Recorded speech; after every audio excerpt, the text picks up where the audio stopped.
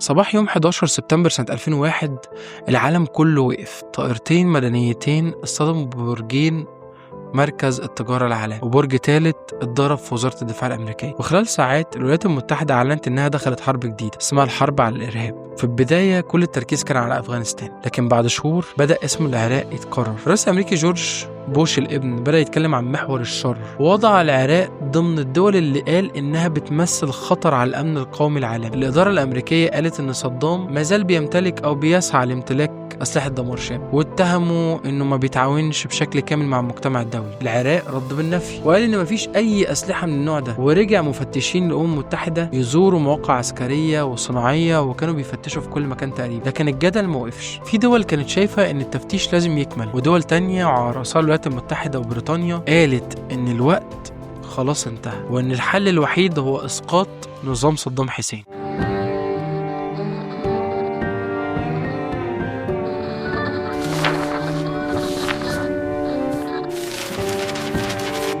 في مارس سنة 2003 ابتدى العد تنازلي الحرب اللي هتنهي حكم استمر أكتر من ربع قرن. وفي الليلة الأولى بغداد اهتزت بأعنف قصف شافته من سنين، والعالم كله كان بيتابع بداية الفصل الأخير من قصة صدام حسين. العملية العسكرية الأمريكية كان اسمها حرية العراق، وفي أول ساعات من الحرب الإدارة الأمريكية كانت بتقول إن هدفها مش احتلال العراق لكن إسقاط نظام صدام حسين. القصف كان عنيف جدا في بغداد، الناس كانت بتصحى على أصوات الانفجارات كل شوية، مباني حكومية ومعسكرات ومطارات ومخازن سلاح، وكلها كانت أهداف للطيران. والتلفزيونات في العالم كله كانت بتنقل المشاهد مباشرة، والأول مرة تقريبا ملايين الناس كانوا بيتابعوا حرب لحظة بلحظة. وفي الوقت ده كان صدام بيظهر فجأة على التلفزيون العراقي، مرة يطلع بخطاب، ومرة يزور شارع اتقصف، مرة يتصور وهو بيسلم على الناس. كان عايز يثبت ان الحكومة لسه موجودة، لكن القوات الأمريكية كانت بتتحرك بسرعة أكبر من المتوقع. كل يوم مدينة بتقع وبعدها مدينة تانية، والجيش العراقي حاول يقاوم في أماكن كتير، وفي وحدات قتلت فعلا، لكن التفوق العسكري الأمريكي الكاسح كان واضح. الطيران والأقمار الصناعية والدبابات وأنظمة الاتصال كلها كانت أحدث بسنين من اللي موجود عند الجيش العراقي. وفي أقل من 3 أسابيع القوات الأمريكية كانت وصلت بغداد يوم 9 ابريل سنه 2003. واحد من اشهر المشاهد في القرن 21 حصل في ساحه الفردوس وسط بغداد. كان واقف تمثال ضخم لصدام حسين، الكاميرات من كل العالم كانت موجوده، وعدد من العراقيين اتجمعوا حوالين التمثال، وبعدها مركبه امريكيه ساعدت في سحبه بالحبال لحد ما وقع على الارض. المشهد اتذاع في كل القنوات، وبالنسبه لكتير من الناس رمز لسقوط النظام، لكن في نفس الوقت في عراقيين قالوا ان الصوره ما كانتش بتمثل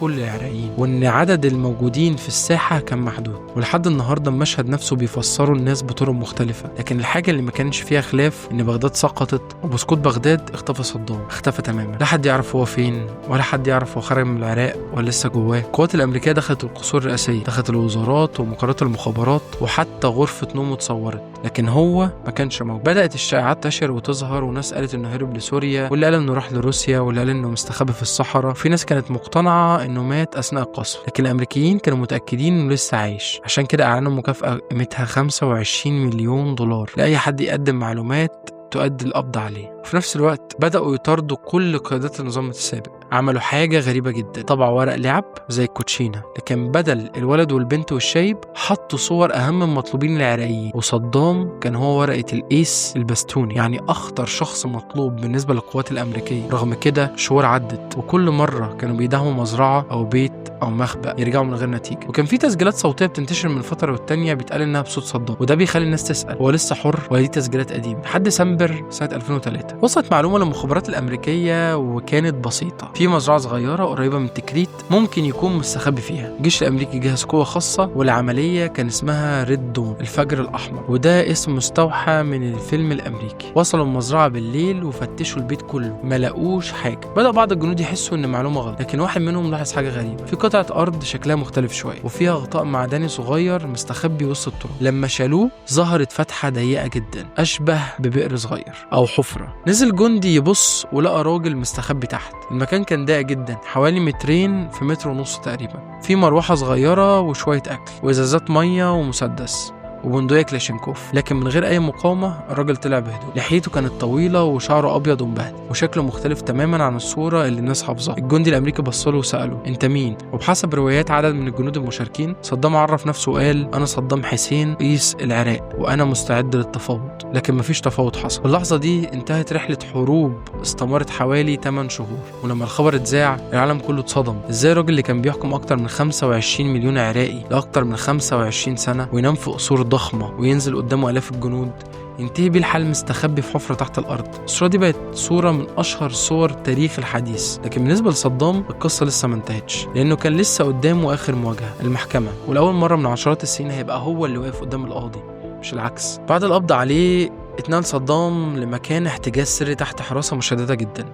في الأيام الأولى الأمريكيين كانوا عايزين يتأكدوا من هويته، وده حصل من خلال تحليل DNA وقارنوا بصماته وفحصوه طبيا، لأن العالم كله كان مستني يسمع الجملة الرسمية. وبعد أيام الرئيس الأمريكي جورج بوش طلع وقال إن صدام حسين بقى في قبضة العدالة. لكن الحقيقة بالنسبة للعراق القصة ما كانتش انتهت، لأن رغم القبض على صدام حسين الهجمات المسلحة فضلت مستمرة والعنف زاد في أماكن كتير. أما صدام نفسه فكان مستني مصير. بدأت الاستعدادات لمحاكمته وكان في جدل كبير من أول يوم. في ناس قالت إنه لازم يتحاكم داخل العراق لأنه ارتكب جرائم هناك، وناس تانية كانت شايفة إن المحاكمة بالشكل ده وسط احتلال أمريكي هتكون محل تشكيك.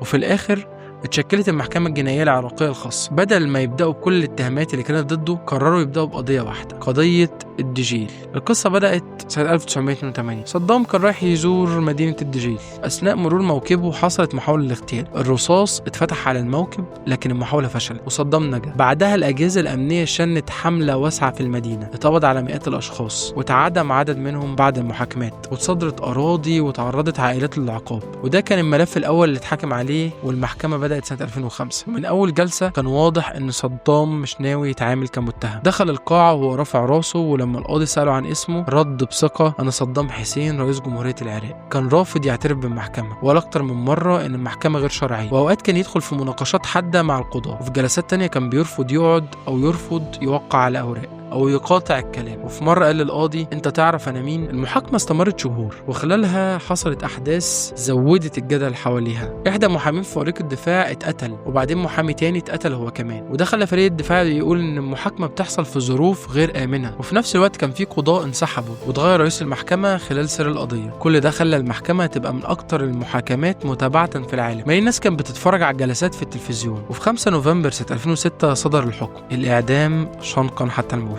لما القاضي نطق بالحكم صدام وقف ثابت، وبحسب تسجيلات الجلسة هتف الله أكبر، ورفض إنه يطلب العفو. بعد الحكم فريق الدفاع قدم استئناف، لكن المحكمة ثبتت الحكم. وبقى السؤال إمتى هيتنفذ؟ فجر يوم 30 ديسمبر سنة 2006 كان أول أيام عيد الأضحى المبارك في عدد من الدول. اتنقل صدام إلى مكان تنفيذ الحكم. آخر لحظاته اتصورت بالفيديو، وجزء من التسجيل اتسرب بعد كده وانتشر في العالم كله. الفيديو كان مثير للجدل جدا لأن فيه هتافات وتعليقات صدرت من بعض الموجودين أثناء التنفيذ، وده أثار انتقادات واسعة. قبل تنفيذ الحكم طلب يمسك نسخة من القرآن وكان هادي بشكل لافت، وبحسب الروايات المتداولة رفض تغطية وشه بالكامل. وبعد لحظات اتنفذ حكم الإعدام، وبوفاته انتهت حياة راجل حكم العراق حوالي 24 سنة. لكن هل انتهت حكايته؟ الحقيقة يمكن لا. لحد النهارده اسم صدام حسين من أكتر الأسماء اللي بتقسم الناس في العالم العربي. في اللي بيفتكروا وهو بيبني طرق وجامعات ومستشفيات وبيقول إن العراق وقتها كان دولة قوية والتعليم فيها كان من الأفضل في المنطقة، وإن الدولة كان ليها هيبة. وفي اللي يفتكروا من خلال السجون وأجهزة الأمن والإعدامات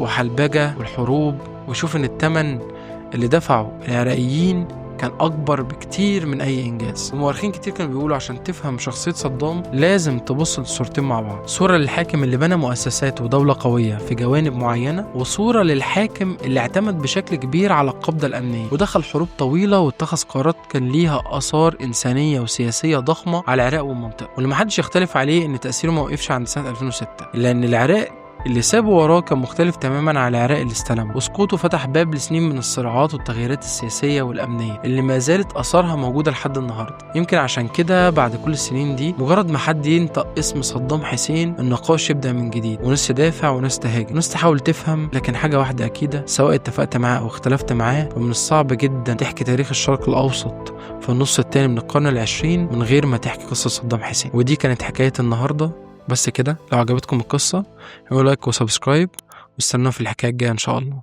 سلام.